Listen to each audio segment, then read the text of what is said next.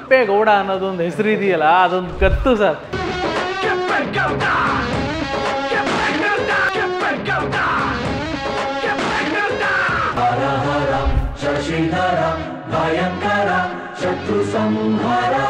Serial, ಈ ಕಡೆ cinema, ಈ ಕಡೆ ಉದಯ ಕಾಮಿಡಿ ಆ್ಯಂಕರು, ನಾನು ಡೈರೆಕ್ಷನ್ ಮಾಡ್ತಿದ್ರು ಆ ಬಾರ್ಗೆ ಹೋಗ್ತಿದ್ದೆ.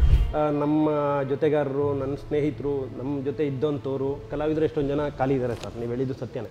ಅವ್ರದ್ದೇ ಆದಂಥ ಒಂದು ತಂಡ, ಅವ್ರದ್ದೇ ಆದಂಥ ಒಂದು ಟೀಮು, ಅವ್ರವ್ರ ಕಡೆಯವ್ರನ್ನೇ ಕರೆಸ್ತಾರೆ.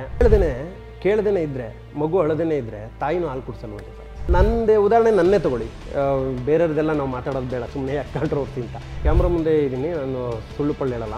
ಎಷ್ಟು ವರ್ಷ ಇದ್ವಿ, ಏನು ಮಾಡಿದ್ವಿ, ಅಥವಾ ಆ್ಯಕ್ಟಿಂಗ್ ಬಂತೋ ಬರಲಿಲ್ವೋ ಅವೆಲ್ಲ ಇಲ್ಲ. ಇಲ್ಲಿ ಗೆದ್ರಾ ಅಷ್ಟೇ. ಸೊ ಈಗ ಸೂಪ್ರಮ್ ಶೋ ಬಂದಿದೆ. ನಿಮಗೆ ಯಾರಿದಾರಲ್ಲಿ ಸ್ಟಾರು? ಯಾವ ಸ್ಟಾರ್ ಇದಾರಲ್ಲಿ? ನಮಸ್ತೆ, ನೀವು ನೋಡ್ತಾ ಇದ್ದೀರಾ ಫಿಲ್ಮ್ ಬೀಟ್ ಕನ್ನಡ. ನಾನು ಯಶವಂತ್ ಆ್ಯಂಡ್ ಇವತ್ತಿನ ಒಂದು ಸ್ಪೆಷಲ್ ಪ್ರೋಗ್ರಾಮ್ಗೆ ಮತ್ತೆ ನಿಮ್ಮನ್ನು ನಾನು ವೆಲ್ಕಮ್ ಮಾಡ್ತೀನಿ. ಈಗಾಗಲೇ 3 ಎಪಿಸೋಡ್ ಮಾಡಾಗಿದೆ. ಒಂದು ಚಂದ್ರಪ್ರಭಾ ಅವರ ಎಪಿಸೋಡ್, ಇನ್ನೊಂದು ಜೂನಿಯರ್ ಡಿ ಬಾಸ್ ಅವಿನಾಶ್ ಅವರ ಎಪಿಸೋಡ್, ಇನ್ನೊಂದು ಕುರಿ ಬಾಂಡ್ ಸುನಿಲ್ ಅವರ ಎಪಿಸೋಡ್. ಇವತ್ತು ನೀವು ಎಪಿಸೋಡ್ ನೋಡಿಲ್ಲ ಅಂತಂದರೆ ಡಿಸ್ಕ್ರಿಪ್ಷನಲ್ಲಿ ಹಾಕಿರ್ತೀನಿ, ಆ ಲಿಂಕ್ಗಳನ್ನ ಹೋಗಿ ವಾಚ್ ಮಾಡಿ. ಆ್ಯಂಡ್ ಇವತ್ತು ನನ್ನ ಅತಿಥಿ ಯಾರು ಅಂತ ಅಂದರೆ, ಸೊ ಇವರು ಕೂಡ ಒಬ್ಬ ಕಾಮಿಡಿ ಆ್ಯಕ್ಟರ್, ಒಬ್ಬ ಆ್ಯಂಕರ್ ಅಂತ ಹೇಳ್ಬೋದು. ಸೊ ಇವರು ಕೂಡ ಒಂದಷ್ಟು ಸಿನಿಮಾಗಳಲ್ಲಿ ನಮ್ಮನ್ನೆಲ್ಲರೂ ಕೂಡ ಸಿಕ್ಕಾಪಟ್ಟೆ ನಕ್ಕು ನಲಿಸಿದ್ರು. ಆದರೆ ಒಂದಷ್ಟು ವರ್ಷಗಳಿಂದ ಅವ್ರು ಕಾಣಿಸ್ತಾನೆ ಇಲ್ಲ.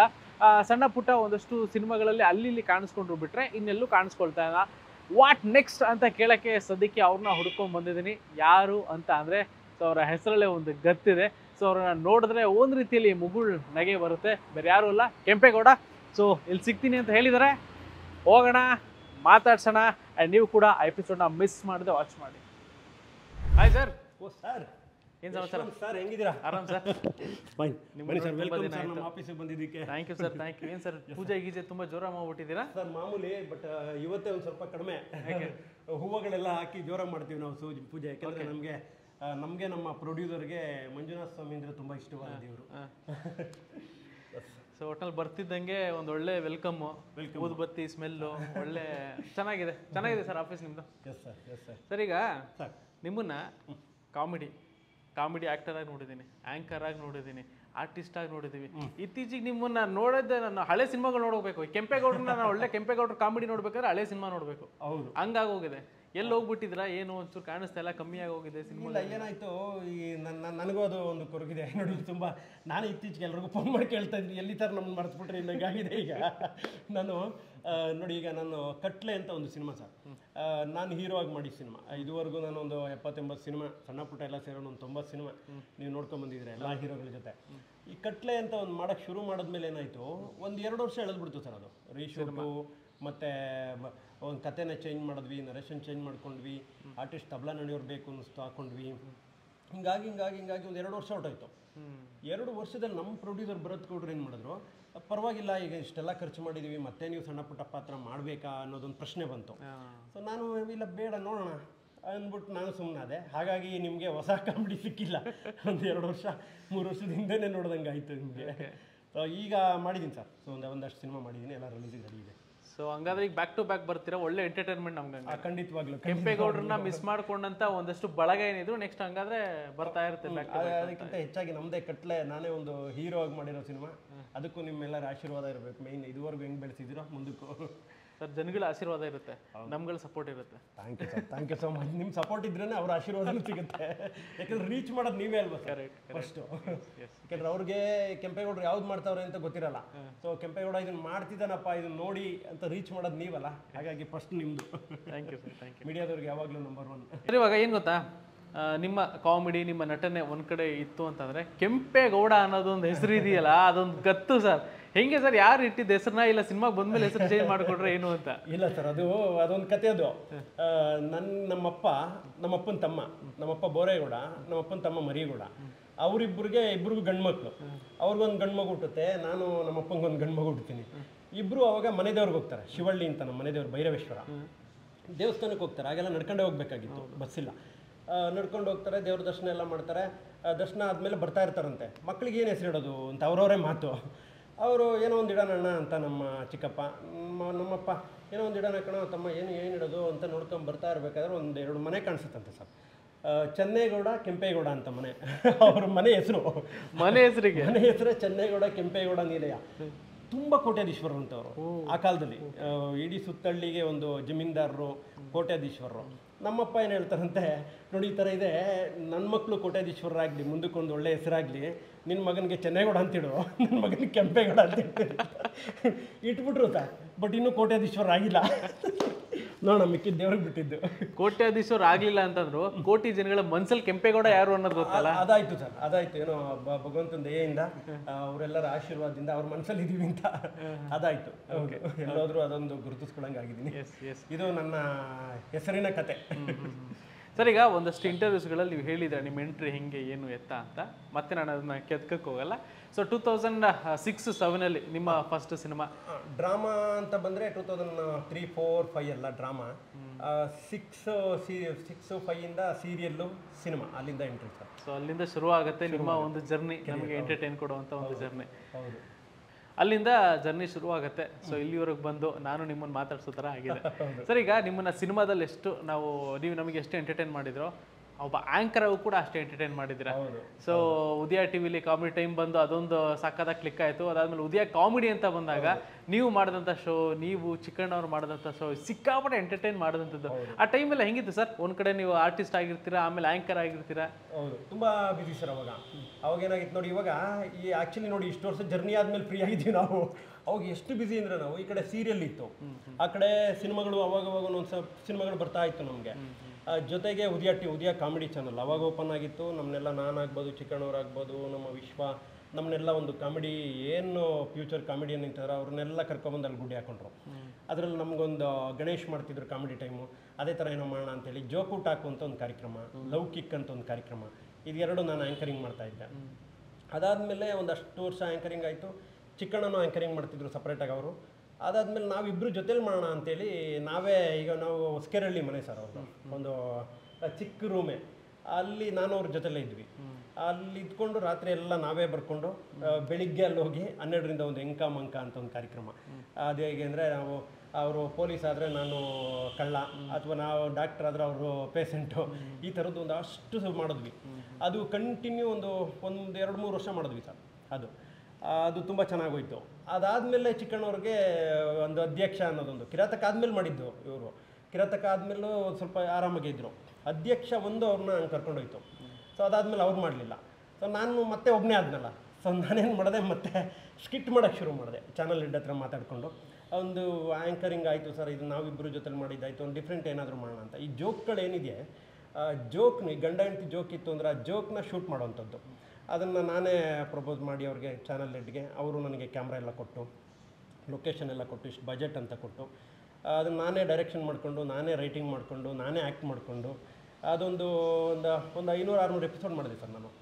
ತುಂಡೈಕಳು ತುಂಟಾಟ ಅಂತ ಒಂದು, ಐತಲ ಕಡಿ ಅಂತ ಒಂದು, ಕಿರಿಕ್ ಗ್ಯಾಂಗ್ ಅಂತ ಒಂದು 3 ಕಾರ್ಯಕ್ರಮ ಮಾಡಿದೆ. ಅದೊಂದು 500-600 ಎಪಿಸೋಡು. ಅದರಲ್ಲಿ ನಮಗೆ ನಂಬರ್ 1 TRP ಉದಯ ಕಾಮಿಡಿಲಿ. ಆವಾಗ ನಮಗೆ ಅದ್ರದ್ದು ಪ್ರಶಸ್ತಿಗಳೆಲ್ಲ ಕೊಟ್ಟಿದ್ದಾರೆ, ಮನೇಲಿ ಇದ್ರೆ ತೋರಿಸ್ತಾ ಇದ್ದದೆಲ್ಲ. ಸೊ ಅದು ಬೆಸ್ಟ್ ಕಾಮಿಡಿಯನ್ ಅಂತ ಉದಯ ಟಿವಿಲಿ ನನಗೆ ಅವಾರ್ಡು ಕೊಟ್ಟಿರೋದು.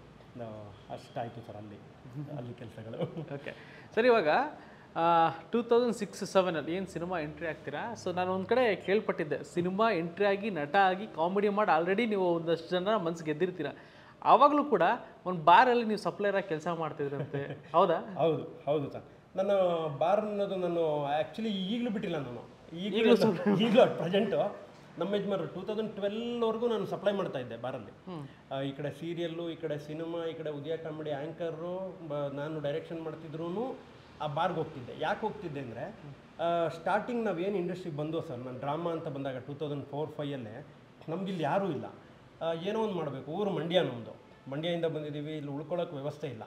ಇಲ್ಲಿ ಉಳ್ಕೊಬೇಕು ಅಂದರೆ ರೂಮು ಇದು ಕೊಡಬೇಕೇನೋ, ಲೀರ್ಗೆ ಹಾಕ್ಸ್ಕೋಬೇಕು ಅಂದ್ರೆ ಒಂದಿಷ್ಟು ದುಡ್ಡು ಬೇಕು, ಬಾಡಿಗೆ ಅಂತಂದರೆ ಒಂದಿಷ್ಟು ದುಡ್ಡು ಕೊಡಬೇಕು, ಬಾಡಿಗೆ ಕಟ್ಟಬೇಕು. ಇದೆಲ್ಲರೂ ಉಳಿಯೋ ಬದಲು ಒಂಚೂರು ಕೆಲಸನೂ ಬೇಕು ನಮಗೆ, ಖರ್ಚಿಗೆ ದುಡ್ಡು ಬೇರೆ ಇಲ್ಲ. ಈಗ ಅಪ್ಪ ಅಮ್ಮನ ಹತ್ರ ಕೇಳೋಷ್ಟಿಲ್ಲ. ನಾವು ಇದುವರೆಗೂ ನಾವೇನಾದರೂ ಮಾಡಿದ್ವಿ ಹೊರತು ಅಪ್ಪ ಅಮ್ಮನಿಗೆ ಅಲ್ಲ, ಅವ್ರಿಗೆ ಕಷ್ಟ. ಅವರು ಮತ್ತೆ ಕೇಳಿ ಅವ್ರಿಗೆ ಮತ್ತೆ ಮನಸ್ಸು ನೋಯಿಸೋದು ಬೇಡ ಅಂತೇಳಿ ಆವಾಗ ನಾನು ಬಾರ್ಗೆ ಸೇರ್ಕೊಂಡಂಥದ್ದು. ಆವಾಗ ಅಲ್ಲಿ ಸಪ್ಲೈ ಮಾಡೋಕ್ಕೆ ನಾನು ಶುರು ಮಾಡಿದಾಗ ನಮ್ಮ ಓನರ್ ಬಂದು ಕಳಿಂಗ ಗ್ರೂಪು ಸರ್, ರಾಜ್ಗೋಪಾಲ್ ಅಂತೇಳಿ, ತುಂಬ ಒಳ್ಳೆ ವ್ಯಕ್ತಿ. ಅವ್ರಿಗೆ ನಾನು ಥ್ಯಾಂಕ್ಸ್ ಹೇಳ್ತೀನಿ ಯಾವಾಗಲೂ. ಅವ್ರಿಗೆ ನಟರು ಕಂಡ್ರೆ ತುಂಬ ಇಷ್ಟ. ಇಲ್ಲ ನೀವು ಮಾಡ್ಕೊಂಡು ಹೋಗಿ, ಯಾವಾಗ ಬೇಕಾದ್ರೆ ಬನ್ನಿ, ಯಾವಾಗ ಬೇಕಾದ್ರೆ ಮಾಡ್ಕೊಂಡು ಹೋಗಿ ಅನ್ನೋರು. ಅವರಿಗೆ ಒಂದು ದಿನ ನನಗೆ ಏಕವಚನದಲ್ಲಿ ಮಾತಾಡಿಲ್ಲ. ಅವರು ಆರಾಮಾಗಿ ನಾನು ಸಪ್ಲೈ ಮಾಡ್ತಿದ್ದೆ. ಶೂಟಿಂಗ್ ಇದ್ರೆ ನೈಟ್ ಶೂಟಿಂಗ್ ಹೋಗ್ಬಿಡ್ತಿದ್ದೆ, ಏನು ಕೇಳ್ತಿರಲಿಲ್ಲ. 15 ದಿನ ಬರ್ತಾನೆ ಇರಲ್ಲ, ಒಂದೊಂದು ಸಲ ಹೋದರೆ ಏನು ಕೇಳ್ತಾ ಇರಲ್ಲ. ಸೊ ಹಾಗಾಗಿ ಸಂಬಳ ಕೊಡೋರು, ಬಂದಾಗ ಟಿಪ್ಸ್ ಸಿಗೋದು. ಸೊ ಹೆಂಗೋ ಜೀವನಕ್ಕೆ ಆಗ್ತಾಯಿತ್ತು. ಸ್ಟಾರ್ಟಿಂಗಲ್ಲಿ ನಮಗೆ ಸಿನಿಮಾ ಇಂಡಸ್ಟ್ರಿಲಿ ದುಡ್ಡು ಬರ್ತಿರಲ್ವಲ್ಲ, ಗೊತ್ತಲ್ಲ ನಿಮಗೆ. ಏನೋ ಒಂದು ಪ್ರಾವಿಷನ್ ಸ್ಟೋರ್ ಓಪನ್ ಮಾಡಿದ್ರೆ ಸರ್, ನಾನು ಎಲ್ರಿಗೂ ಹೇಳ್ತಿರ್ತೀನಿ ಹೊಸಬರು ಬರೋರಿಗೆ, ಒಂದು ಪ್ರಾವಿಷನ್ ಸ್ಟೋರ್ ಓಪನ್ ಮಾಡಿದ್ರೆ ಇನ್ವೆಸ್ಟ್ ಮಾಡಿ ನಾವು ದುಡ್ಡು ತೆಗಿತೀವಿ. ನಮ್ಮ ಸಿನಿಮಾ ಇಂಡಸ್ಟ್ರಿಲಿ ಕಲಾವಿದರು ಬಂದರೆ ಒಂದು 5 ವರ್ಷ 6 ವರ್ಷ ಇನ್ವೆಸ್ಟ್ ಮಾಡಿ ಆಮೇಲೆ ದುಡ್ಡು ಬರೋಕ್ಕೆ ಶುರುವಾಗುತ್ತೆ. ಸೊ ವರ್ಷಗಳನ್ನ ಇನ್ವೆಸ್ಟ್ ಮಾಡ್ಬೇಕು ನಾವಿಲ್ಲಿ, ತಾಳ್ಮೆ ಇರಬೇಕು ಕಲಾವಿದರಿಗೆ. ಹಂಗಾಗಿ ಅಲ್ಲಿದ್ದೆ ಸರ್ ನಾನು. ಅವರು ಯಾವತ್ತೂ ನನಗೆ ತೊಂದರೆ ಕೊಡದೇ ಇದ್ದಿದ್ದರಿಂದ ನಾನು ಕಂಟಿನ್ಯೂ ಮಾಡ್ಕೊಂಡು ಹೋದೆ ಅವ್ರ ಹತ್ರ. ಈಗಲೂ ನಾನು ಅವಾಗವಾಗ ಹೋಗ್ತೀನಿ. ಅಲ್ಲೇನಾದರೂ ಈಗ ರಿನ್ಯೂವಲ್ ಆಗುತ್ತೆ, ಈಗ ಜುಲೈ ಆಗಸ್ಟ್ ಅಲ್ಲ, ಈಗ ಆಗಸ್ಟ್ ಎಂಡ್ಗೆ ರಿನ್ಯೂವಲ್ ಪೂಜೆ ಕರೀತಾರೆ, ಹೋಗ್ತೀನಿ. ಅಲ್ಲೇನಾದರೂ ಇದ್ದರೆ ಅಲ್ಲಿ ಹೋಗ್ತೀನಿ. ಏನೋ ಒಂದು ಏನೇ ಇದ್ರೂ ನಾನು ಕರೀತಾರೆ, ನಾನು ಹೋಗಿ ಇರ್ತೀನಿ. ಅಂದ್ರೆ ನೀವು ಅದಕ್ಕೂ ಮುಂಚೆ ಒಂದು ಸೀರಿಯಲ್ ಮಾಡ್ತಾ ಇದ್ರಿ, ಸಿನಿಮಾನೂ ಆಗಿತ್ತು, ಆಂಕರಿಂಗು ಮಾಡ್ತಾ ಇದ್ರಿ. ಬಟ್ ಆದ್ರೂ ನಿಮಗೆ ದುಡ್ಡು ಅಷ್ಟು ಬರ್ತಾ ಇರಲಿಲ್ಲ? ಬರ್ತಿತ್ತು ಸರ್. ಏನಾಗ್ತಿತ್ತು, ಹಾಗೆಲ್ಲ ಕಡಿಮೆ ಅಲ್ಲ ಸರ್ ಪೇಮೆಂಟು. ಅಲ್ಲಿ ಬರ್ತಿದ್ದು ದುಡ್ಡು ಬರದೇ ಏನಿಲ್ಲ. ಬರ್ತಿದ್ದದ್ದು ಏನಾಗ್ತಿತ್ತು, ನನಗೆ ಊರಿಗೆ ಕಳಿಸ್ಬೇಕಾಗಿತ್ತು. ಇನ್ನು ನನ್ನ ಖರ್ಚು, ಫ್ಯಾಮಿಲಿ ನೋಡ್ಕೊಳ್ಳೋದೆಲ್ಲ ನನ್ನ ಜವಾಬ್ದಾರಿನೇ ಆಗಿತ್ತು. ಸೊ ಹಾಗಾಗಿ ನನಗೆ ಯಾವುದು ಉಳಿತಾ ಇರಲಿಲ್ಲ. ಆಮೇಲೆ ಒಂದು ಕೆಲಸ ಅಂತ ಬೇಕೇ ಬೇಕಾಗಿತ್ತು. ಯಾಕೆ ಕೆಲಸ ಬೇಕು ಅಂದರೆ ಸರ್, ಈಗ ನನಗೆ ತಿಂಗಳಲ್ಲಿ ಒಂದು ಸೀರಿಯಲ್ ಒಪ್ಕೊಂಡ್ರು ಮ್ಯಾಕ್ಸಿಮಮ್ ಸರ್, ಈಗಿನ ಅವ್ರನ್ನ ಕೇಳಿದ್ರು ನಿಮ್ಗೆ ಗೊತ್ತಾಗುತ್ತೆ, ಒಂದು ಸೀರಿಯಲ್ ಹೀರೋ ಕೂಡ 10 ದಿನ ಕೆಲಸ ಮಾಡ್ತಾರೆ ಸರ್. ಒಂದು ಸೀರಿಯಲ್ ಒಪ್ಕೊಂಡ್ರೆ ಆ 10 ದಿನ ಮಾಡಿದ್ರೆ ಇನ್ನು 20 ದಿನ ಏನು ಮಾಡೋದು? ಅದು ಪ್ರಶ್ನೆ ನಮ್ಗೆ. ಅಷ್ಟೊಂದು ಬ್ಯುಸಿ ಇಲ್ವಲ್ಲ ನಾವು, ಈ ಸಿನಿಮಾಗಳು ಸೀರಿಯಲ್ಗಳು ಅದು ಇದು ಅಂತ ಇಲ್ವಲ್ಲ. ಆಗ ಹಂಗಾಗಿ ಇನ್ನು 20 ದಿನ ಏನಪ್ಪ ಮಾಡೋದು? ಕೂತು ಬೇರೆ ಏನೇನೋ ತಲೆ ಹೊಡುತ್ತೆ. ಅದ್ರ ಬದಲು ಇಲ್ಲಿ ಕೆಲಸ ಮಾಡಿದ್ರೆ ಒಂದು 4 ಕಾಸು ದುಡ್ಡು ಬರುತ್ತಲ್ಲ. ಸೊ ಇಲ್ಲಿ ಕೆಲಸ ಮಾಡಿ ಅದ್ರೂ ಇಲ್ವಲ್ಲ. ಅಲ್ಲಿ ಬಾರಲ್ಲಿ ಬರೋರು ಯಾರು ನಿಮ್ಮನ್ನು ಗುರುತಿಸ್ತಾ ಇಲ್ಲ? ಅಯ್ಯೋ ಅದೇ, ಅದು ಎಲ್ಲ ಆಯ್ತು ಗೊತ್ತಾ ಸರ್. ಅದು ಸ್ಟಾರ್ಟಿಂಗ್ ಇಲ್ಲೆಲ್ಲೋ ನೋಡಿದೆ ಹಂಗಾಗ್ತಾ ಇತ್ತು. ಇಲ್ಲಿ ನೋಡ್ತಿದ್ದೆ, ಅಲ್ಲೇ ಸೀರಿಯಲ್ ನೋಡ್ತಿದ್ದೆ ಅಂತ ಯಾರೋ ಒಬ್ರು ಮಾತಾಡ್ಸೋರು, ಹಂಗಾಗ್ತಾ ಇತ್ತು. 2006-07 ಅನಿಸುತ್ತೆ, ನಾನು ಹನಿ ಅಂತ ಒಂದು ಸಿನಿಮಾ ಮಾಡಿದೆ. ಅದು ಒಂದು ಮೇಜರ್ ಕ್ಯಾರೆಕ್ಟ್ರು, ರಂಗಾಯಣ ಅವ್ರ ಜೊತೆ. ನೋಡಿರ್ತೀರ ನೀವು, ಅದು ನಿನ್ನೆ ಮಡಿಗೆ ಪಾಠ ಹೇಳಿ, ಆಂಟಿ ಟ್ಯಾಕ್ಸ್, ಜ್ಯೋತಿ ಟ್ಯಾಕ್ಸ್ ಅಂತೆಲ್ಲ ತಲೆ ತಿಂತಿರ್ತೀನಿ. ಸೊ ಆ ಸಿನಿಮಾ ರಂಗಾಯಣರಿಗೂ ಪೀಕಲ್ಲಿದ್ದರು ಸರ್, ದುನಿಯಾ ಗೆದ್ದಿತ್ತು. ಸೊ ಹಾಗಾಗಿ ಆಗ ಸಿನಿಮಾ ತುಂಬ ಚೆನ್ನಾಗಾಯಿತು. ಸಿನಿಮಾ ಒಂದು 75 ಡೇಸ್. ಆಗ ಆ ಸಿನಿಮಾಲ್ಲಿ ನನಗೆ ಮೇಜರ್ ಕ್ಯಾರೆಕ್ಟರ್ ಆಗಿದ್ದರಿಂದ ನಮ್ಮ ಯಜಮಾನರು ಕೂಡ ಸಾಗರ್ ಥಿಯೇಟ್ರಲ್ಲಿ ನಂದು ಇದೆಲ್ಲ ಹಾಕ್ಸಿದ್ರು, ಪೋಸ್ಟಲ್ಲಿ ಹಾಕ್ಸಿ, ಕಟೋಟೆಲ್ಲ ಹಾಕ್ಸ್ಬಿಟ್ಟಿದ್ರು. ನಮ್ಮ ಬಾರೋನವರು ನಮ್ಮ ಹುಡುಗ ಮಾಡಿದ್ದಾನೆ ಅಂತ. ಅವ್ರ ರಿಲೇಷನ್ಸು, ಅವ್ರ ಫ್ರೆಂಡ್ಸ್ನೆಲ್ಲ ಕರ್ಕೊಂಡೋಗಿ ತೋರಿಸ್ಕೊಂಡು ಅವ್ರನ್ನೆಲ್ಲ ಸೀದಾ ಭಾರತಕ್ಕೆ ಕರ್ಕೊಂಬಂದ್ಬಿಟ್ಟಿದ್ರು. ನೋಡಿ ನಮ್ಮ ಹುಡುಗ ನೋಡಿದ್ರಲ್ಲ ಪಿಕ್ಚರು ಅಂತ. ಅಷ್ಟು ಖುಷಿ ನಮ್ಮ ಯಜಮಾನರಿಗೆ. ಆವಾಗ ಅಲ್ಲಿ ಆ ಟೈಮ್ ಏನಾಗ್ಬಿಡುತ್ತೆ, ನನಗೆ ಎಲ್ಲರೂ ಬಂದವರೆಲ್ಲ ಮದುವೆ ಮನೆ ಥರ, ಏ ಸರ್ ನಿಮ್ಮ ಪಿಕ್ಚರ್ ನೋಡಿದ್ರಿ ಸರ್, ಚೆನ್ನಾಗಿ ಮಾಡಿದಿರಿ. ಓ ಏನು ಸರ್ ಅದು ಆಂಟಿ ಟ್ಯಾಕ್ಸಿ, ಜ್ಯೋತಿ ಟ್ಯಾಕ್ಸಿ, ಹಿಂಗೆಲ್ಲ ಕೇಳಕ್ಕೆ ಶುರು ಮಾಡ್ಬಿಟ್ರು. ಅದು ನಮ್ಮ ಯಜಮಾನರು ಅದನ್ನು ಅಬ್ಸರ್ವ್ ಮಾಡೋರು ಬಂದಾಗೆಲ್ಲ. ಆಮೇಲೆ ಅವರು, ನೀನು ಸಪ್ಲೈ ಮಾಡಬೇಡಪ್ಪ, ನನಗೆ ಅದು ಅವಮಾನ, ನಿನ್ನ ಅಷ್ಟೊಂದು ಜನ ಮಾತಾಡಿಸ್ತಾರೆ, ಒಳ್ಳೆ ಎಲ್ಲರೂ ಬಂದವರೆಲ್ಲ ಮದುವೆ ಮನೆ ಥರ ಮಾತಾಡಿಸ್ತಾರೆ. ಸೊ ನೀನು ಇನ್ಮೇಲೆ ಸೂಟು ಬುಟ್ಟು ಹಾಕ್ಕೊಂಡು ಆರಾಮಾಗಿ ಮ್ಯಾನೇಜ್ ಮಾಡ್ಕೊಂಡಿರು ಅಂತ. ನಮಗೆಲ್ಲ ಸೂಟು ಬುಟ್ಟು ಸೆಟ್ ಆಗುತ್ತಾ? ನಾವು ಸೂಟು ಬುಟ್ಟೆಲ್ಲ ಹಾಕೋಣ, ಮಾಮೂಲಿ ಈ ಥರ formal T shirt, jeans, formal shirt ಹಾಕೊಂಡು ಅಲ್ಲಿಂದ ಸಪ್ಲೈನೇ ಮಾಡ್ತಾ ಇದ್ದೆ ನಾನು. ಮ್ಯಾನೇಜರ್ ಬೇಡ ಅಂತ, ಯಾಕೆಂದ್ರೆ ದುಡ್ಡು ಸಿಗಬೇಕಲ್ಲ. ಮ್ಯಾನೇಜರ್ ಆದ್ರೆ ಏನು ಸಿಗಲ್ಲ, ಒಂಚೂರು ಸಂಬಳ ಜಾಸ್ತಿ ಮಾಡ್ತಾರೆ. ಸೊ ಕಂಟಿನ್ಯೂ ತಿರ್ಗಾ 1-2 ವರ್ಷ ಹಂಗೆ ಮಾಡಿದೆ. ಅದಾದಮೇಲೆ ಆಗಲಿಲ್ಲ, ತುಂಬ ಜನ ಮಾತಾಡ್ಸೋಕ್ಕೆ ಶುರು ಮಾಡಿದ್ರು, ತುಂಬ ಜಾಸ್ತಿ ಆಯಿತು. ಆಮೇಲೆ ಬಾರಲ್ಲಿ ಇರೋದಕ್ಕೆ ಕಷ್ಟ ಆಯಿತು. ಅದಾದಮೇಲೆ ನಾನು ಅವಾಗವಾಗ ಹೋಗಕ್ಕೆ ಶುರು ಮಾಡಿದೆ, ವಾರಕ್ಕೊಂದಿನ, 15 ದಿನಕ್ಕೊಂದಿನ, ಆಮೇಲೆ ತಿಂಗಳಿಗೊಂದಿನ, ಈಗ 6 ತಿಂಗಳಿಗೊಂದಿನ ಹೀಗಾಗಿದೆ ಈಗ. ಕರೆಕ್ಟಾಗಿ ಹೇಳ್ಬಿಡಿ ಸರ್, ಆಮೇಲೆ ಸಿಟ್ಟಿಂಗ್ ಅನ್ಕೊಂಡ್ಬಿಡ್ತಾರೆ ಜನ. ಕೆಲ್ಸಕ್ಕೆ ಹೋಗ್ತಾ ಇದ್ದು ಸಿಟ್ಟಿಂಗ್ ಹಾಕಕ್ಕಲ್ಲ. ಓಕೆ, ಹಿಂಗೆ ಚೇಂಜ್ ಆಗೋಣ, ಹಿಂಗೆ ಮಾತಾಡ್ತಾ ಚೇಂಜ್ ಆಗೋಣ. ಓಕೆ ಅಲ್ವಾ? ಓಕೆ ಸರ್, ಈಗ ರೆಡಿ ಹೆಂಗೆ ಅನ್ಸುತ್ತೆ ಗೊತ್ತಾ, ಈಗ ಬಾರಲ್ಲಿ ಇರ್ಬೇಕಾದ್ರೆ ಒಂದಷ್ಟು ಬರುತ್ತೆ, ಏನಿದೆ ಅಂತ ಕೇಳಿದ್ರೆ ಒಂದಷ್ಟು ಲೀಸ್ಟ್ ಹೇಳ್ತಾರಲ್ಲ, ಅದೇನಾದ್ರು ಹೇಳ್ತಿದ್ರ ಅವಾಗ? ಹೇಳ್ತಿದ್ದೆ ಸರ್. ಅಯ್ಯೋ ಈಗಲೂ ಹೇಳ್ತೀನಿ. ಹೇಳ್ತೀರಾ? 100%.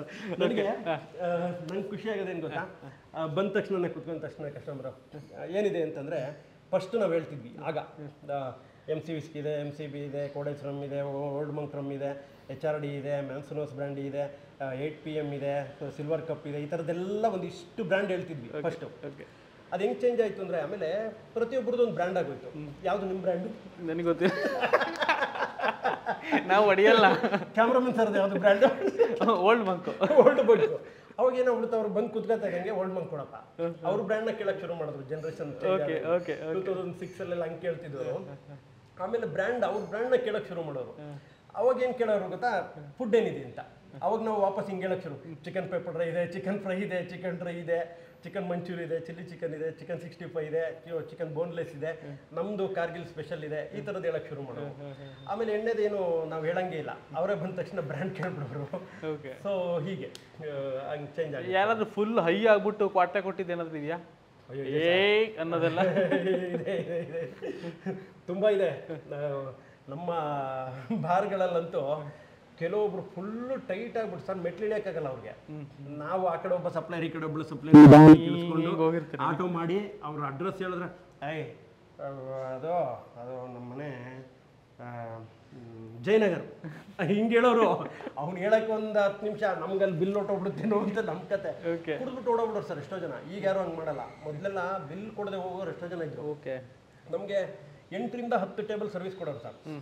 8 ರಿಂದ 10 ಟೇಬಲ್ ನಾವು ಸರ್ವಿಸ್ ಮಾಡಿದ್ರೆ ಆ ಟೇಬಲ್ ಅಷ್ಟೂ ನಾವು ನೆನ್ಪಿಟ್ಕೊಂಡಿರ್ಬೇಕು. ಯಾರೇ ಟೇಬಲ್ಗೆ ಏನೇನು ಕೊಟ್ಟೆ, ಯಶವಂತ್ ಅವ್ರಿಗೆ ಏನು ಕೊಟ್ಟೆ, ಇವ್ರಿಗೆ ಏನು ಕೊಟ್ಟೆ, ಅವ್ರಿಗೆ ಏನು ಕೊಟ್ಟೆ ಅಂತ ಅದೆಲ್ಲ ನಾವು ಬರ್ಕೊಂಡಿರೋ, ಅದನ್ನ ಬಿಲ್ ಹಾಕ್ಸ್ಬೇಕು. ಇಲ್ಲಿ ಯಾರೋ ಒಬ್ಬ ಈ ಥರ ಟೈಟ್ ಆದರೆ ಅವನ್ನ ಕರ್ಕೊಂಡೋಗಿ ಆಟೋ ಹತ್ತಿಸಿ ಬರೋಷ್ಟರಲ್ಲಿ ಪಾಪ ಅವ್ರನ್ನ ಬಿಡಂಗೂ ಇಲ್ಲ. ನನ್ನ ಕಸ್ಟಮರ್ ಅವರು, ನಾನೇ ಕರ್ಕೊಂಡೋಗಿ ಹತ್ತಿಸ್ಬೇಕು ಆಟೋ. ಹತ್ತಿಸ್ಬಿಟ್ಟು ಬರೋಷ್ಟರಲ್ಲಿ ಇಲ್ಲೇ ಒಬ್ರು ಹೋಗ್ಬಿಟ್ಟಿರೋರು.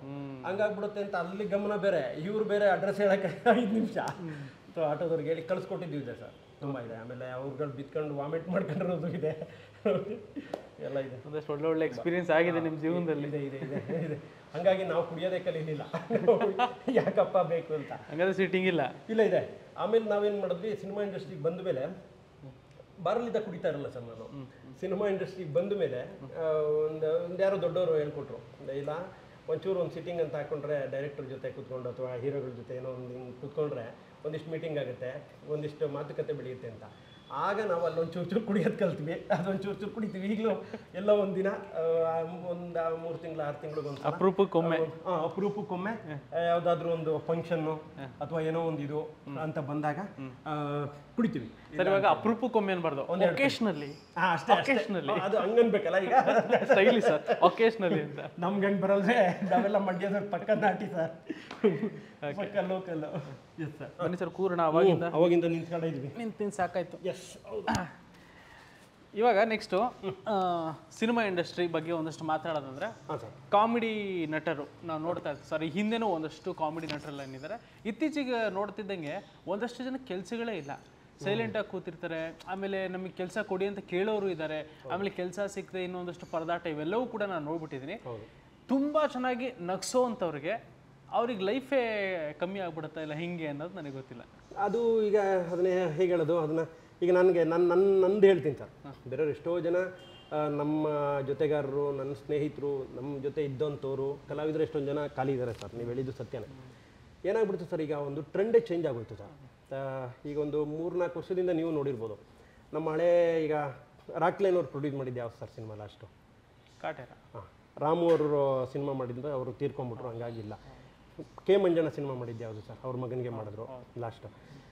ಈ ಹಳಬ್ರು ಪ್ರೊಡ್ಯೂಸರ್ ಏನಿದ್ರು ಒಂದಷ್ಟು ಜನ, ಜಯಣ್ಣವರಾಗಲಿ ಇವ್ರುಗಳೆಲ್ಲ, ಜಯಣ್ಣವ್ರು ಎಕ್ಕ ಮಾಡಿದ್ರು, ಎಕ್ಕಕ್ಕೆ ಬಿಫೋರ್ ಮಾಡೇ ಇಲ್ಲ ಅವ್ರ ಸಿನಿಮಾ ಸುಮಾರು. ಇವ್ರುಗಳಿದ್ದಾಗ ನಮಗೊಂದಷ್ಟು ಅವಕಾಶಗಳು ಬರ್ತಿತ್ತು. ಹಳೆ ಡೈರೆಕ್ಟ್ರುಗಳು, ಒಂದಷ್ಟು ಜನ ಡೈರೆಕ್ಟ್ರುಗಳು ಅವ್ರು ಮಾಡಿದಾಗ ನಮ್ಗೆ ಅವಕಾಶಗಳು ಇರ್ತಿತ್ತು. ಈಗೇನಾಗ್ಬಿಟ್ಟಿದೆ, ಎಲ್ಲ ಹೊಸಬ್ರು ಸರ್. ಅವ್ರದ್ದೇ ಆದಂಥ ಒಂದು ತಂಡ, ಅವ್ರದ್ದೇ ಆದಂಥ ಒಂದು ಟೀಮು, ಅವ್ರವ್ರ ಕಡೆಯವ್ರನ್ನೇ ಕರೆಸ್ತಾರೆ, ಅವ್ರವ್ರ ಕಡೆಯೇ ಇರ್ತಾರೆ. ಕಾಮಿಡಿಯನ್ ಅಂದ್ರೆ ಅವ್ರ ಕಡೆಯೇ ಇರ್ತಾರೆ, ಒಂದು ವಿಲನ್ ಅಂದ್ರೆ ಅವ್ರ ಕಡೆಯೇ ಇರ್ತಾರೆ. ಸೊ ಹಾಗಾಗಿ ಎಷ್ಟೋ ಜನ ಹಳಬ್ರು ಆಗ್ಬೋದು, ಹೊಸ್ದಾಗಿ ಬಂದಿರೋರು ಆಗ್ಬೋದು, ಅವ್ರಿಗೆ ಅವಕಾಶನೇ ಇಲ್ಲ. ಹಂಗಾಗೋಗಿದೆ. ನನ್ನ ವ್ಯೂ ಪಾಯಿಂಟಿಗೆ ಬಂದರೆ, ನನಗೆ 1-2 ವರ್ಷ ನಾನು ಮಾಡಲಿಲ್ಲ. ಅದಾದಮೇಲೆ ನನಗೆ ಎಲ್ಲ ಒಂದು ಕಡೆ ಹೌದಲ್ವಾ, ನನಗೂ ಈಗ ಸಂಸಾರ ಇದೆ, ನಾನೇನೋ ಒಂದು ಮಾಡಲೇಬೇಕಲ್ವ, ಅದಕ್ಕೆ ಮಾಡೋಣ, ಸಿನಿಮಾ ರಿಲೀಸ್ ಆಗೋವ್ರಿಗೆ ಏನಾದರೂ ಒಂದು ಮಾಡೋಣ ಅಂದಾಗ ನನಗೆ ಈಗ ಒಂದು 70 ಸಿನಿಮಾ ನಾನು ಮಾಡ್ಕೊಂಬಂದಿದ್ದೀನಲ್ಲ ಸರ್.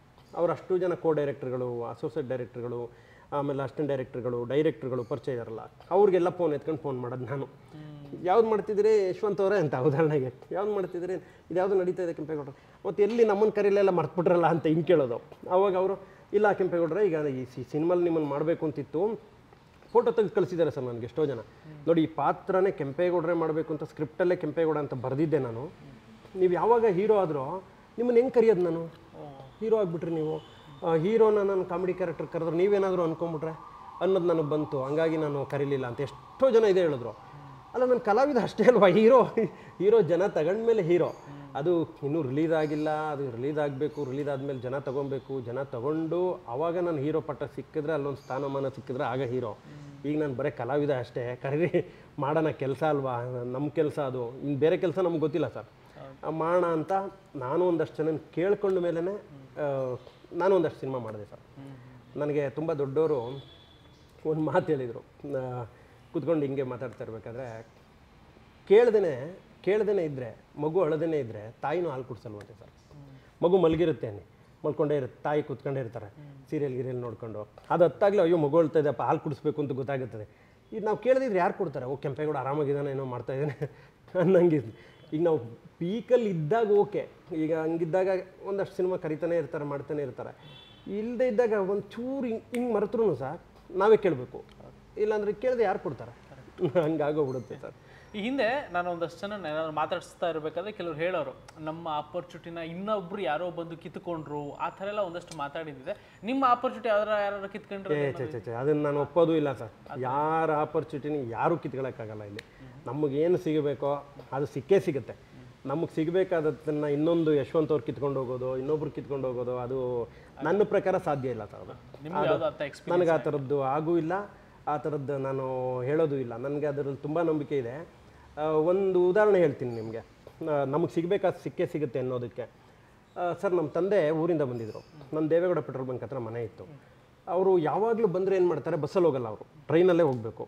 ಅವ್ರನ್ನ ನಾಯಿಂಡಳ್ಳಿ ಕರ್ಕೊಬಂದು ಟ್ರೈನ್ ಹತ್ತಿಸ್ಬೇಕು ನಾನು. ಬೆಳಗ್ಗೆ 6:30, 6:45, 7 ಗಂಟೆ ಟ್ರೈನ್ ಅದು. 6:30 ಬೆಳಿಗ್ಗೆ 6:30 ದೇವೇಗೌಡ ಪೆಟ್ರೋಲ್ ಬಂಕಿಂದ ನಮ್ಮಪ್ಪನ ಬೈಕಲ್ಲಿ ಕೂರಿಸ್ಕೊಂಡು ನಾನು ಬೇಗ ಹೋಗೋಣ ಅಂತ ಕರ್ಕೊಂಡು ಹೋಗ್ತಾ ಇದ್ದೀನಿ. ನಮ್ಮಪ್ಪಂಗೆ ತಿಂಡಿ ಬೆಳಿಗ್ಗೆ 6:30 ಮನೇಲಿ ಮಾಡಿರಲ್ವಲ್ಲ, ಹೋಟ್ಲಲ್ಲಿ ತಿಂಡಿ ತಿನ್ಕೊಂಡು ಹೋಗಪ್ಪ ನೀನು ಅಂದ್ಬಿಟ್ಟು ಇಡ್ಲಿ ವಡೆ ಕೊಡಿಸಿ ತಿಂಡಿ ತಿನ್ನಿಸ್ತಾ ಇದ್ದೆ. ಎಲ್ಲಿ ಗೊತ್ತಾ, ಉಪೇಂದ್ರ ಅವ್ರ ಮನೆ ಇತ್ತಲ್ಲ ಅಲ್ಲಿ, ಕತ್ರಗುಪ್ಪೆ ಬಿಗ್ ಬಜಾರ್ ಆಪೋಸಿಟೇ ಒಂದು ಹೋಟ್ಲಿದೆ ನೋಡಿ, ಅನ್ನ ಕುಟೀರ ಅಂತ, ಅದರಲ್ಲಿ ತಿನ್ನಿಸ್ತಾ ಇದ್ದೆ. ಆ ಟೈಮಲ್ಲಿ ಯಾರೋ ಒಂದು 4 ಜನ ಅಲ್ಲಿ ತಿಂಡಿ ತಿಂತಾ ಇದ್ದಾರೆ. ಬಂದು ನನ್ನ ಮಾತಾಡಿಸಿ, ಸರ್ ಕೆಂಪೇಗೌಡ್ರೆ, ಏನು ಸರ್ ನೀವು ನಿಮ್ಮನ್ನು ಎಷ್ಟು ಹುಡುಕಿದೀವಿ ಗೊತ್ತಾ ಸರ್, ನಿಮ್ಮ ನಂಬರ್ನ ನಿಮ್ಮ ಸ್ನೇಹಿತರ ಹತ್ರನೇ ಕೇಳಿದ್ವಿ. ಈ ಥರದ್ದಾಗಿದೆ ನೋಡಿ, ನಮ್ಮ ಸ್ನೇಹಿತರ ಹತ್ರ ಕೇಳಿದ್ರು ನಂಬರ್ ಕೊಟ್ಟಿಲ್ಲ. ನಿಮ್ಮ ಸ್ನೇಹಿತರ ಹತ್ರ ಹೆಸರು ಬೇಡ, ಅದು ನಿಮ್ಮ ಸ್ನೇಹಿತರ ಹತ್ರ ಎಲ್ಲ ಕೇಳಿದ್ರು ಸರ್, ನಂಬರ್ ಕೊಡಲಿಲ್ಲ ಸರ್. ನೀವು ಸಿಕ್ಕಿದ್ದು ಒಳ್ಳೇದಾಯಿತು ಸರ್, ನಾನೊಂದು ಸಿನಿಮಾ ಮಾಡ್ತಾಯಿದ್ದೀನಿ, ಅದರಲ್ಲಿ ನೀವು ಒಂದು ಮೇನ್ ಕಾಮಿಡಿ ಕ್ಯಾರೆಕ್ಟರ್ ನೀವು ಮಾಡಬೇಕು, ಸಿಗಂದೂರು ಚೌಡೇಶ್ವರಿ ಮಹಿಮೆ ಅಂತ ವಿಜಯ ರಾಘವೇಂದ್ರ ಅವ್ರು ಮಾಡ್ತಾರೆ ಅಂತೆಲ್ಲ ಹೇಳಿ ಇಮ್ಮಿಡಿಯೇಟ್ ಸರ್ 60,000 ರೂಪಾಯಿ ಚೆಕ್ ಬರ್ಕೊಟ್ಬಿಟ್ಟು ಹೋದರು. ಅಲ್ಲಿ 6:30ಗೆ ನನಗೆ ಸಿಗಬೇಕು ಅಂತಿತ್ತು ಅಂತ ನಿಮ್ಗೆ ಹೇಳ್ತಾರೆ, ಬರ್ಕೊಟ್ಬಿಟ್ಟು ಹೋದರು ಸರ್. 2 ಚೆಕ್ 30-32 ಇತ್ತು. ನನಗೆ 30,000 ರೂಪಾಯಿ ನನಗೆ ನೀವು ಇಟ್ಕೊಳ್ಳಿ ಸರ್, ಇನ್ನು 30,000 ರೂಪಾಯಿ ನೀವು ಪ್ರತಾಪಕ್ಕೆ ಕೊಡಿ ಸರ್, ಕುರಿ ಪ್ರತಾಪ್ ಅವ್ರಿಗೆ. ಅವರು ನೀವು ಇಬ್ಬರು ಇರ್ತೀರಾ ಸರ್ ಇದರಲ್ಲಿ, 60 ಅಡ್ವಾನ್ಸ್ ಅಂತ ಮಾಡಿ ಸರ್ ಅಂತ ಹೇಳ್ಬಿಟ್ಟು ಕೊಟ್ಬಿಟ್ಟು ಹೊಟ್ಟೋದ್ರು ನನ್ನ ಹತ್ರ. ನಾನು ಪ್ರತಾಪಕ್ಕೆ ಫೋನ್ ಮಾಡಿ ಅವ್ರಿಗೆ ದುಡ್ಡು ಕೊಟ್ಟೆ, ಚೆಕ್ ಕೊಟ್ಟೆ ಅವ್ರಿಗೆ. ನಾವಿಬ್ಬರು ಆಮೇಲೆ ಒಂದಷ್ಟು ಸತಿ ಸಿಕ್ತಾಗ ನಾವೇ ಮಾತಾಡ್ಕೊಂಡ್ವಿ. ಆ ಟೈಮಲ್ಲಿ ಈಗ ಮರ್ತೇ ಬಿಟ್ಟಿದ್ದೀವಿ, ಮಾತಾಡ್ಕೊಂಡ್ವಿ, ನೀವು ಜ್ಞಾಪಿಸಿದ್ರಲ್ಲ ಅದಕ್ಕೆ ಬಂತು. ಅವಾಗ ಮಾತಾಡ್ಕೊಂಡು ಎಲ್ಲ ಅವರು ದುಡ್ಡು ಕೊಟ್ಟವ್ರು ಕೆಂಪೇಗೌಡರೆ ಕರೀಲೇ ಇಲ್ಲ ಅಂತ ಅವನು ಪ್ರತಾಪಣ್ಣ. ನಾನು ಇಲ್ಲ ಪ್ರತಾಪನಿಗೆ ಎಲ್ಲ ಕೊಟ್ಟರು ಏನು ಕರೀಲೇ ಇಲ್ಲ ಅಂತ. ಅಂದರೆ ನನ್ನ ಕರೀಲೇ ಇಲ್ಲ ಅವರು. ಆ ಪಿಕ್ಚರ್ ಮಾಡಿದ್ರು ಬಿಟ್ಟರು ಏನಾಯಿತು ನಮ್ಗೆ ಗೊತ್ತಾಗಲಿಲ್ಲ. ಅಂದರೆ ನಮ್ಗೆ ಸಿಗಬೇಕಾಗಿದ್ದು ಸಿಕ್ತು ಅಂತ. ಅದು ನಮಗೆ ಅಂತ ಬರೆದಿದ್ರೆ ಸರ್, ಅದು ಯಾರೂ ಕಿತ್ಕೊಳ್ಳೋಕ್ಕಾಗಲ್ಲ ಸರ್. ಅದೊಂದು 1 ವರ್ಷ ಲೇಟ್ ಆಗ್ಬೋದು, 2 ವರ್ಷ ಲೇಟ್ ಆಗ್ಬೋದು. ಬಟ್ ನಮ್ಮ ಪ್ರಯತ್ನ, ನಾವೆಷ್ಟು ಅದರಲ್ಲಿ ಕೃಷಿ ಮಾಡ್ತೀವೋ, ಎಷ್ಟು ನಾವು ಗೊಬ್ಬರ ಹಾಕಿ ಎಷ್ಟು ಚೆನ್ನಾಗಿ ಬೆಳೆಸ್ತೀವೋ ಅಷ್ಟು ಚೆನ್ನಾಗಿ ನಾವು ಬೆಳಿತೀವಿ ಅಷ್ಟೇ. ನಾವು ನಮ್ಮನ್ನು ಬೆಳೆಸ್ಕೊಬೇಕಷ್ಟೇ. ಓಕೆ ಸರ್, ಈಗ ಜೀವನದಲ್ಲಿ ಒಂದು ಹಾರ್ಡ್ ವರ್ಕ್ ಮಾಡಲೇಬೇಕಾಗತ್ತೆ. ಕೆಲವೊಬ್ರು ಸಿಕ್ಕಾಪಟ್ಟೆ ಹಾರ್ಡ್ ವರ್ಕ್ ಮಾಡ್ತಾ ಇದ್ರು, ಎಲ್ಲೋ ವರ್ಕ್ ಆಗ್ತಿರಲ್ಲ, ಅವ್ರು ಅನ್ಕೊಂಡಿದ್ದು ಆಗ್ತಾ ಇರಲ್ಲ. ಕೆಲವರು ಚೆನ್ನಾಗಿ ಬೇಗನೆ ಆಗೋಯ್ತು ಅಂತಂದ್ರೆ ಈ ಲಕ್ಕಿ ಬಿಡಪ್ಪ, ಒಳ್ಳೆ ಅದೃಷ್ಟ, ಹಂಗೆ ಹಿಂಗೆ ಅಂತಾರೆ. ಲಕ್ ಅನ್ನೋದ ನೀವೆಷ್ಟು ಮಟ್ಟಿಗೆ ನಂಬ್ತೀರಾ? ಲಕ್ ಇದೆ ಬೇಕಾ? ಬೇಕೇ ಬೇಕು 100ಗೆ ಸರ್. 90% ಲಕ್ಕೇ ಇಲ್ಲಿ ನಮ್ಮ ಕನ್ನಡ ಇಂಡಸ್ಟ್ರಿ, ನಮ್ಮ ಸಿನಿಮಾ ಇಂಡಸ್ಟ್ರಿ ಅಂತೂ 90% ಲಕ್ಕೇ ಸರ್. ಒಂದು 10% ಏನೋ ನಮ್ಮ ಹಾರ್ಡ್ ವರ್ಕ್ ಅನ್ನೋದು ಆಗುತ್ತೇನೋ. ಯಾಕೆಂದರೆ ನನ್ನದೇ ಉದಾಹರಣೆ ನನ್ನೇ ತೊಗೊಳ್ಳಿ, ಬೇರೆಯವ್ರದ್ದೆಲ್ಲ ನಾವು ಮಾತಾಡೋದು ಬೇಡ, ಸುಮ್ಮನೆ ಯಾಕೆ ಕಾಂಟ್ರವರ್ಸಿ ಅಂತ. ಸುಮಾರು ಜನ ನನಗೆಲ್ಲೂ ಇದುವರೆಗೂ ಸರ್, ನಾನು ಕ್ಯಾಮ್ರಾ ಮುಂದೆ ಇದ್ದೀನಿ, ನಾನು ಸುಳ್ಳು ಪಳ್ಳು ಹೇಳಲ್ಲ, ಇದುವರೆಗೂ ಎಷ್ಟು ಜನ ಡೈರೆಕ್ಟ್ರು, ಎಷ್ಟು ಜನ ಪ್ರೊಡ್ಯೂಸರ್ ಸಿಕ್ಕಿದಾರೋ, ಎಷ್ಟು ಕಡೆ ನಾನು ಆ್ಯಕ್ಟ್ ಮಾಡಿದ್ದೀನೋ, ಸೂಪರ್ ರೀ, ಸಗದ ಮಾಡ್ತೀರಾ ನೀವು, ಈ ಪಾತ್ರ ನೀವು ಚೆನ್ನಾಗಿ ಮಾಡಿದ್ರಿ ಬಿಡಿ, ನಾವು ಅಂದ್ಕೊಂಡೇ ಇರಲಿಲ್ಲ ಹಿಂಗೆಲ್ಲ ಬರುತ್ತೆ ಅಂತ. ಹಿಂಗಂದವರು ನಾನು ಯಾಕೆ ದೊಡ್ಡ ಸ್ಟಾರ್ ಆಗಲಿಲ್ಲ ಹಂಗಾದ್ರೆ? ಈ ಉದಾಹರಣೆಗೆ ಚಿಕ್ಕಣ್ಣನ ಥರನೋ ಅಥವಾ ಸಾಧು ಥರನೋ ಅಥವಾ ಶರಣವ್ರ ಥರನೋ ಇದೆಲ್ಲ ಆಗಬೇಕು ಅನ್ನೋದೇ ತಾನೇ ನಮ್ಮ ಏಮು. ಅದೇ ದಾರಿಲಿ ತಾನೇ ನಾವು ಇದ್ದೀವಿ. ಅಲ್ಲಿಂದನೇ ನಾವೆಲ್ಲ ಜೊತೆಲಿ ಬಂದವರು. ನನಗೆ ಯಾಕೆ ಹಂಗಾಗಲಿಲ್ಲ ಅಂದರೆ ಆ ನೋವು ನನಗೂ ಇದೆ. ಯಾಕೆಂದರೆ ಅದು ಎಲ್ಲೋ ಒಂದು ಕಡೆ ನನಗೆ ಇನ್ನೂ ಭಗವಂತ ಏನು ಆ ಟೈಮ್ ಬಂದಿಲ್ವಾ ಅಥವಾ ಆ ಸ್ಟಾರ್ ಇಲ್ವಾ ನನಗೆ ಗೊತ್ತಿಲ್ಲ. ಅದು ಅಥವಾ ಈ ಕಟ್ಲೆ ಅನ್ನೋ ಒಂದು ಸಿನಿಮಾ ನನ್ನ ಹೀರೋ ಆಗಿ ಮಾಡುತ್ತಾ, ಈಗ ನಾನು ಕಾಮಿಡಿಯನ್ನಾಗಿ ನನಗೊಂದು ದೊಡ್ಡ ಮಟ್ಟದ ನಾವು ಅಂದ್ಕೊಂಡಂಗೆ ಆಗಲಿಲ್ಲ. ಒಂದು 70% 80% ಬಂದು ಅಲ್ಲೇ ನಿಂತ್ವಿ, ಇನ್ನೊಂದು ಆಗಲಿಲ್ಲ. ಆಗ ನಾನು ಲಕ್ಕನ್ನೇ ನಂಬಬೇಕಲ್ವ, ಲಕ್ಕೇ ಅದು. ಈಗ ನನ್ನ ಜೊತೆ ಇದ್ದದ್ದು ಎಷ್ಟೋ ಜನಕ್ಕೆ ಏನು ಮಾಡ್ದೇ ಮಾಡ್ತಾರೆ ರೀ, ಮಾಡ್ದಂಗೆ ಮಾಡ್ತಾನೆ, ಸೇಮ್ ಅದೇ ಥರನೇ ಮಾಡ್ತಾರೆ, ಅವ್ರು ನೋಡಿ ಹೆಂಗಾಗ್ಬಿಟ್ರು ಅಂತಾರೆ. ಹೆಂಗದು ಬಟ್ ಗೆದ್ರಾ ಅದೇ ಫೈನಲ್ ತಾನೆ, ಗೆದ್ದಿದ್ದಷ್ಟೇ ತಾನೇ ಮುಖ್ಯ. ಎಷ್ಟು ವರ್ಷ ಇದ್ವಿ, ಏನು ಮಾಡಿದ್ವಿ, ಅಥವಾ ಆ್ಯಕ್ಟಿಂಗ್ ಬಂತೋ ಬರಲಿಲ್ವೋ ಅವೆಲ್ಲ ಇಲ್ಲ. ಇಲ್ಲಿ ಗೆದ್ರಾ ಅಷ್ಟೇ. ಅದಾಗಬೇಕು ಅಂದ್ರೆ ಒಂದು ಲಕ್ ಬೇಕು ಸರ್. Correct, luck 100% luck. ಆಮೇಲೆ ಕೆಲವರೆಲ್ಲ ಮಾತಾಡ್ತಾ ಇರ್ತಾರೆ ಲೈಕ್ ಕಾಮಿಡಿ ಮಾಡೋ ಟೈಮಲ್ಲಿ, ಅವಾಗ ನರ್ಪೇತ್ಲ ಥರ ಇದನ್ನು ಇವರೆಲ್ಲ ಎಲ್ಲ ಆಗ್ತಾರೆ ಬಿಡು, ಬರೀ ಇವ್ರು ಇಷ್ಟಕ್ಕೆ ಫಿಕ್ಸು ಹಂಗೆ ಹಿಂಗೆ ಅನ್ನೋ ಥರ ಅವಾಗೆಲ್ಲ ಒಂದಷ್ಟಿತ್ತು. ಬಟ್ ಇವಾಗಿನ ಟ್ರೆಂಡು, ಇವಾಗಿನ ಒಂದಷ್ಟು ಆಡಿಯನ್ಸ್ನ ನೋಡ್ಕೊಳ್ಳೋದ್ರೆ ಪರ್ಸ್ನಾಲಿಟಿ, ಫೇಸು ಅದು ಮುಖ್ಯ ಆಗುತ್ತಾ, ಇಲ್ಲ ಟ್ಯಾಲೆಂಟ್ ಮುಖ್ಯ ಆಗುತ್ತಾ, ಇಲ್ಲ ಏನು ಮುಖ್ಯ ಆಗುತ್ತೆ? ಕಂಟೆಂಟ್ ಮುಖ್ಯ ಆಗುತ್ತೆ ಸರ್. ಕಂಟೆಂಟ್ ಮುಖ್ಯ ಆಗುತ್ತೆ ನನ್ನ ಕೇಳಿದ್ರೆ. ಯಾಕೆಂದರೆ ನಿಮ್ಗೆ ಸುಮಾರು ಉದಾಹರಣೆ ಇದೆ. ಒಂದು ಮೊಟ್ಟೆಯ ಕತೆ, ನಮ್ಮ ರಾಜ್ ಬಿ ಶೆಟ್ಟಿ ಅವರು ಅವರೇ ಮೊನ್ನೆ ಹೇಳ್ಕೊಂಡಿದ್ದಾರೆ. ನನ್ನ ಟೆಕ್ನಿಷಿಯನ್ ಅಷ್ಟೇ, ನಾನು ಆ್ಯಕ್ಟರ್ ಅಲ್ಲ, ಆಕ್ಸಿಡೆಂಟಾಗಿ ಆ್ಯಕ್ಟರ್ ಆಗಿದ್ದು ನಾನು. ಒಂದು ಮೊಟ್ಟೆಯ ಕತೆ, ಆ ಬಾಂಡ್ಲಿ ಇದು ಅದನ್ನ ಹೆಂಗೆ ಹೇಳಬೇಕು, ಬಾಲ್ಡೆಡ್ ಅವರೇ ಬೇಕು ಅಂತ ಅವ್ರನ್ನ ಕರ್ಕೊಂಬಂದರು. ಸೊ ವರ್ಕ್ ಆಯಿತು. ಕಂಟೆಂಟು ಅಲ್ಲಿ ಒಂದು ಮೊಟ್ಟೆ ಕತೆ ಗೆದ್ದಿದ್ದು ಹೀರೋಯಿಂದ ಅಲ್ಲ, ಕಂಟೆಂಟಿಂದ. ಸೊ ಈಗ ಸೂಪ್ರಮ್ ಸೋ ಬಂದಿದೆ. ನಿಮಗೆ ಯಾರಿದಾರಲ್ಲಿ ಸ್ಟಾರು? ಯಾವ ಸ್ಟಾರ್ ಇದಾರಲ್ಲಿ? ಇದು ದೊಡ್ಡ ಸ್ಟಾರ್ ಸಿನಿಮಾ ಅಥವಾ ದೊಡ್ಡ ಕಾಮಿಡಿಯನ್ನು ಅವರು ಇವರು ಯಾರೂ ಇಲ್ಲ ನಿಮ್ಗೆ ಅಲ್ಲಿ ಗೊತ್ತಿರೋಂಥವ್ರು ಯಾರಿದ್ದಾರೆ ಸರ್? ನಿಮ್ಗೆ ಪ್ರಕಾಶ್ ಅಣ್ಣನ ಬಿಟ್ಟರೆ ನಮ್ಮ ಅವರೊಬ್ಬರು ನೋಡಿದ್ದೆವು ನಾವು ಇಲ್ಲಿ ರಂಗಿದೆ ಇದರಲ್ಲಿ ಒಂದು 2-3 ಕಡೆ. ನಮ್ಮ ರಿಷಬ್ ಶೆಟ್ಟಿ ಅವರು ಅವ್ರ ಟೀಮಲ್ಲಿ ಇದ್ದಂಥವ್ರು ಒಂದು 3 ಜನ ಕಲಾವಿದರಿದ್ದಾರೆ ಅಷ್ಟೇ. ಹಂಗಿದ್ದಾಗ ನೋಡಿ ಕಂಟೆಂಟೇ ವರ್ಕ್ ಆಗುತ್ತೆ ಸರ್. ಈಗ ಒಂದು 3-4 ವರ್ಷದಿಂದ ಕಂಟೆಂಟೇ. ಹಂಗಾಗಿ ನಾನು ಕಟ್ಲೆ ಸಿನಿಮಾಗೆ ಹೆಜ್ಜೆ ಇಟ್ಟಿದ್ದು. ಯಾಕೆಂದರೆ ಇದು ನಮ್ಮದು ಕಂಟೆಂಟು ಸರ್. ಇದರಲ್ಲಿ ನಾನು ಕಾಮಿಡಿಯನ್ ಅಂದರೆ ಕಾಮಿಡಿಯನ್ ಅಲ್ಲ. ಇದರಲ್ಲಿ ನನ್ನ ಹೀರೋ ಆಗಿರೋದು ಒಂದು ಸೈಕಾಲಜಿಕಲ್ ಥ್ರಿಲ್ಲರು, ಸಸ್ಪೆನ್ಸು, ಈಗಿನ ಟ್ರೆಂಡ್ಗಿರುವಂಥದ್ದು ಕಂಟೆಂಟನ್ನು ನಂಬೇ ಮಾಡಿರೋ ಸಿನಿಮಾ ಇದು. ನಾನು ಒಂದು ಹೆಜ್ಜೆ ಮುಂದೆ ಇಟ್ಟಿದ್ದು, ನನ್ನ ನೋಡ್ತಾರ ಜನ ಹೀರೋಗಿ ಮಾಡಬೇಕಾ ಅಂತ ಇದ್ದೆ. ಈ ಕಂಟೆಂಟ್ ಚೆನ್ನಾಗಿದ್ದಾಗ ಮಾಡೋಣ ಅಂತ ಅನ್ನಿಸ್ತು ನನಗೆ. ಹಂಗಾಗಿ ನಾನು ಒಂದು ಹೆಜ್ಜೆ ಮುಂದೆ ಇಟ್ಟಿದ್ದಿಲ್ಲ ಅಂದರೆ ಇರ್ತಾ ಇರಲಿಲ್ಲ. ಸಿನಿಮಾ ಬಗ್ಗೆ ನಾನು ಮತ್ತೆ ಮಾತಾಡ್ತೀನಿ ಸರ್. ಸಿನಿಮಾ ಇಂಡಸ್ಟ್ರಿಲಿ ಸರ್ ಒಂದಷ್ಟು ನಾನು ಅವಾಗಲೇ ಕೇಳಿದಂಗೆ, ಈಗ ಆಪರ್ಚುನಿಟಿ ಕಿತ್ಕೊಳ್ಳೋದು ಅಂತ ಹೇಳಿದ್ರಿ, ನೀವು ಯಾವುದು ಆಗಿಲ್ಲ ಅಂತ ಅಂದರೆ, ಸೊ ಜೊತೆಲೇ ಇದ್ದು ಯಾರಾದರೂ ಬೆನ್ನಿಗೆ ಚೂರಿ ಹಾಕಿರೋದು ಆ ಥರದ್ದು ಏನಾರ ಆಗುತ್ತೆ ಸರ್? ಅಂಥದ್ದು ತುಂಬ ಆಗುತ್ತೆ. ಅಂದರೆ ಹೆಸರುಗಳೆಲ್ಲ ಹೇಳೋಕ್ಕೆ ಇಷ್ಟಪಡಲ್ಲ ನಾನು. ಒಟ್ಟಲ್ಲಿ ಆಗಿದೆ. ಏನಾಗುತ್ತೆ, ಕೆಲವೊಬ್ಬರು ಹೆಂಗೆ ಮಾಡ್ತಾರೆ ಅಂದರೆ, ಈಗ ನಾನು ಅವರು ಜೊತೆಲೇ ಇರ್ತೀವಿ ಅಂತ ಅಂದ್ಕೊಳ್ಳಿ. ಅವರು ಏನು ಮಾಡ್ತಾರೆ, ಡೈರೆಕ್ಟರ್ ಹತ್ರ ಈ ಪಾತ್ರ ಇದೆಯಲ್ಲ, ಇದು ಕೆಂಪೇಗೌಡರು ಮಾಡೋದಕ್ಕಿಂತ ಇವ್ರು ಮಾಡಿಬಿಟ್ರೆ ಚೆನ್ನಾಗಿರುತ್ತೆ ನೋಡಿ ಅಂತ. ಈಗ 3ನೇರೊಬ್ರು ಇರ್ತಾರೆ. ಈಗ ನಾನು ನೀವು ಇಬ್ಬರು ಕಾಮಿಡಿಯನ್ನು, ಇಲ್ಲೊಬ್ಬ ಯಾರೋ ಇರ್ತಾನೆ, ಇವನು ತುಂಬ ಫೇವರ್ ಆಗಿರ್ತಾನೆ, ನನಗೊಂಚೂರು ಹತ್ರದಲ್ಲೇ ಇರ್ತಾರೆ, ನಮಗೂ ಕ್ಲೋಸೇ, ಆದರೂ ಇವ್ರನ್ನ ಮಾಡ್ಸೋಣ ಅನ್ನೋದು ಅವ್ರಿಗಿರುತ್ತೆ. ಆಗ ಕೆಂಪೇಗೌಡರು ಚೆನ್ನಾಗಿ ಮಾಡ್ತಾರೆ, ತೊಂದರೆ ಇಲ್ಲ, ಒಳ್ಳೆ ನಟರು. ಬಟ್ ಈ ಪಾತ್ರ ಇವ್ರು ಮಾಡಿದ್ರೆ ಅಂತ ಹೋಗಿರೋ ಪಾತ್ರಗಳಿದೆ, ನನ್ನ ಕಣ್ಮುಂದೆನೇ ಹೋಗಿರೋ ಪಾತ್ರಗಳಿದೆ. ಗೊತ್ತಾದರೂ ನನಗೆ ಗೊತ್ತಿಲ್ದಂಗೆ ಕೇಳ್ದಂಗೆ ಸುಮ್ಮನೆ ಆಗ್ತೀನಿ. ನಾನು ಯಾವಾಗಲೂ ನಂಬೋದೇನು ಅಂದ್ರೆ, ನನಗೆ ಸಿಗಬೇಕಾಗಿ ಸಿಗುತ್ತೆ, ಬಟ್ ನಂದಲ್ಲ, ಅದು ಅವ್ರದ್ದಿರಬೇಕು. ಹಂಗಾಗಿ ಓಕೆ ಎನಫ್ ಅಂತ ಅದನ್ನ ನೊಂದ್ಕೊಂಡು ತಲೆ ಕೆಡಿಸ್ಕೊಂಡು ಅದ್ರ ಬಗ್ಗೆ ಮಾತಾಡಿಕೊಂಡು ಅದಕ್ಕೆ ಇನ್ಯಾರ ಬಗ್ಗೆನೋ ನಾನು ಮಾತಾಡಿ ಅವ್ರು ವಾಪಸ್ ಮಾತಾಡಿ ಅದಕ್ಕೊಂದಷ್ಟು ಬ್ಯಾಡ್ ಕಾಮೆಂಟ್ಗಳು ಬಂದು ಅಷ್ಟೆಲ್ಲ ಟೈಮು ಇಲ್ಲ, ಅಷ್ಟೆಲ್ಲ ಮಾತಾಡೋದು ಬೇಡ ಅಂತ ನಾನು ಸುಮ್ಮನೆ ಆಗ್ಬಿಟ್ಟಿದ್ದೀನಿ ಅಷ್ಟೇ. ಆಗುತ್ತದು ಪ್ರತಿಯೊಬ್ಬ ಕಲಾವಿದರಿಗೂ ಆಗಿದೆ, ಅದು ಆಗುತ್ತೆ.